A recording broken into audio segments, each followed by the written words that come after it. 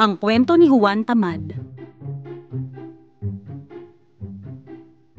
Isang araw, habang ang mga tao sa baryo ay abala sa paggawa ng kani-kanilang trabaho, naroon si Juan sa ilalim ng punong bayabas.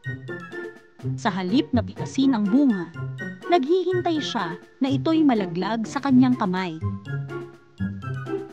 Bakit ko pa kailangan umakyat? Mahuhulog din naman ang bunga kapag hinog na. Habang hinihintay na mahulog ang bunga, dumating si Maria, isang dalagang masipag at masinop. Agad niyang pinitas ang bunga ng bayabas na inaasam ni Juan.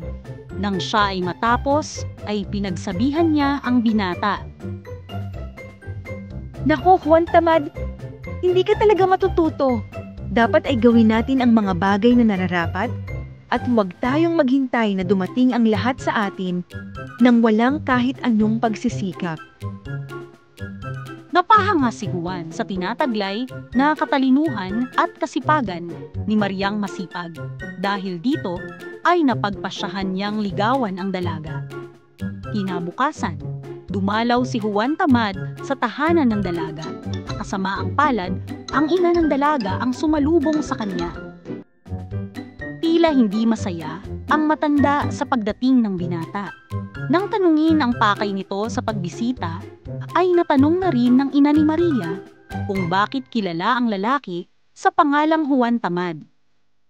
Sinagot ng binata ang katanungan ng ina at inalala ang dalawang pagkakataon kung bakit siya tinawag na Juan Tamad.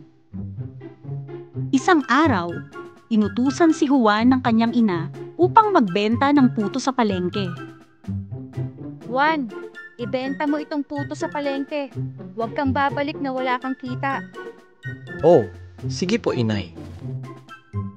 Dahil sa init ng panahon, napagpasyahan ni Juan na huminto at magpahinga.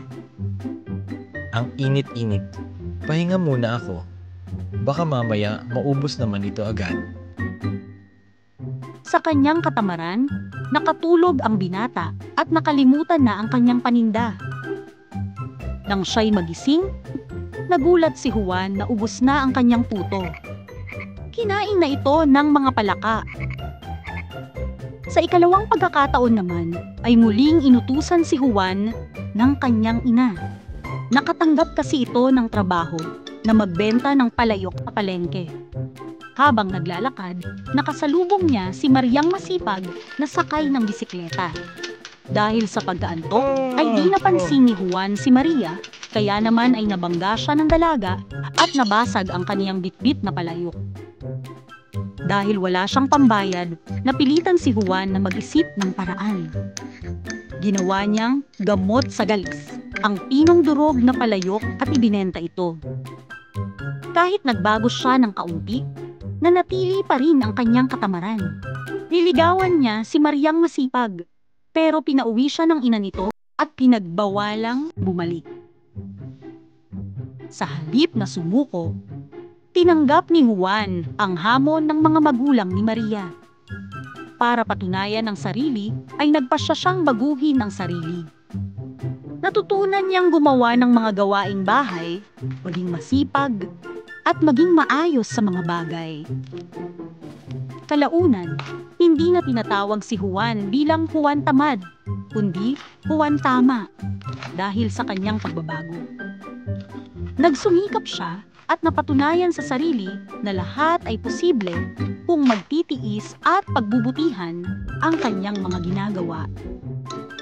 Sa wakas, natupad din ni Juan ang kanyang pangarap na mapalapit kay Mariang masipag. Nang muli silang magkita, ipinakita niya ang kanyang tunay na pagmamahal at malasakit. Dahil dito, nakuha niya ang tiwala at respeto, hindi lang ng kanyang ina, kundi pati na rin ng mga magulang ni Maria.